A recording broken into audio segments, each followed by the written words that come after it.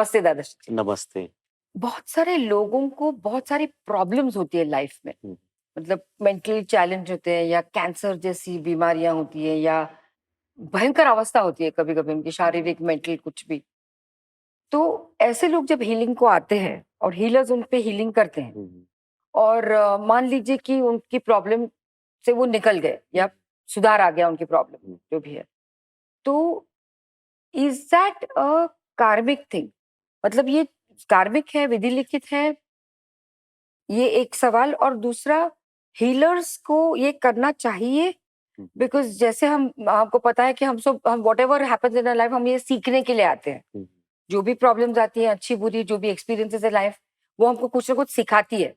तो जब ये हीलर हीलिंग करके उस बंदे को ठीक ठाक करता है या कुछ सुधार लाता है, तो क्या हम उनके कार्मिक इश्यूज में इंटरफियर कर रहे हैं या क्या है? देखिए, पहले तो ऐसे दुःख किसके साथ भी होता है तो उसका कारण एक कर्म हो सकता है या जो भी उनको सीखना है उसके साथ ऐसी घटनाएँ बनती है, वो कैंसर हो या सडन एक्सीडेंट हो और फिज़िकल कोई भी एलिमेंट हो, क्रिटिकल हुँ, क्रोनिक।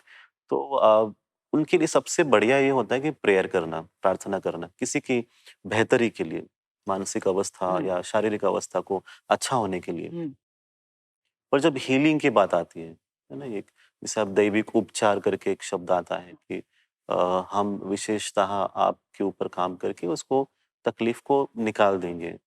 तो ये भाव तो अच्छा ही है किसी को मदद पहुँचाने का, हुँ, भाव हेल्प करना है, सहायता करना है, तो वो तो करना ही चाहिए किसी भी रूप में।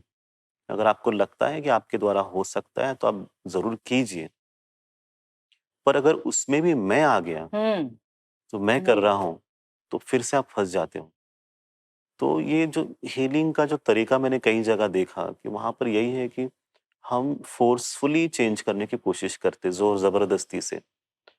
तो जैसे आप किसी भी व्यक्ति के जीवन में ऐसी कोई घटना हो रही है और उसे ज़ोर ज़बरदस्ती के साथ कंट्रोल करते हो, चेंज करने की कोशिश कर रहे हो, तो उससे आपको ही तकलीफ़ मिलेगी बाद में और उस व्यक्ति को भी वो तकलीफ़, उनकी तकलीफ़ और बढ़ के आ सकती है।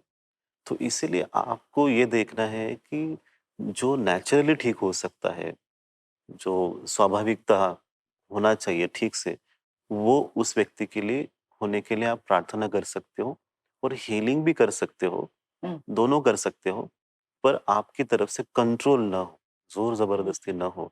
ये कभी कुछ है ना जैसे तंत्र में भी आता है, तंत्र भी कोशिश करते हैं कि लोगों को कंट्रोल किया जाए, सिचुएशन को कंट्रोल किया जाए। इसकी ज़रूरत नहीं है। आप अगर अपने कर्मों को अच्छा रखते हो, अच्छी सोच रखते हो, सब कुछ आपकी लाइफ में अच्छा हो जाएगा। आपको इन चीज़ों की ज़रूरत पड़ती नहीं है। अगर ईश्वर है, तो वो आपका ख़्याल ज़रूर रखता है। तो हीलिंग भी है ना, तो हीलिंग में ईश्वर का प्रेम आपके पास पहुँचता है।